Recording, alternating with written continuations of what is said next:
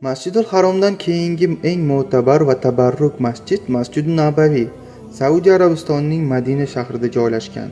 Muborak masjid o'rnini Rasululloh sollallohu alayhi vasallam 10 dinorga sotib olganlar va masjid qurilishida sahobalarga bosh bo'lib shaxsan o'zlari ishtirok etganlar.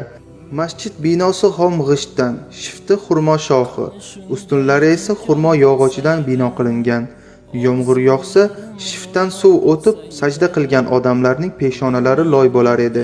Masjid keyinchalik Hazrati Umar va Usmon roziyallohu anhu hamda keyingi xalifa podshohlari tomonidan bir necha bor ta'mirlanib, kengaytirilgan. Payg'ambarimiz sollallohu alayhi vasallam vafotlaridan keyin 650 yil mobaynida masjid hech qanday gumbazi bo'lmagan. Birinchi bo'lib 1279-yil Sulton Mamluk uni yog'ochdan qurdirgan. Dastlab u binafsha rang, keyinchalik oq va ko'k ranglarda bo'lgan. 1837-yil hozirgi yashil ko'rinishiga keltirilgan. Xazina, Madina, Madina, topilmas xazina.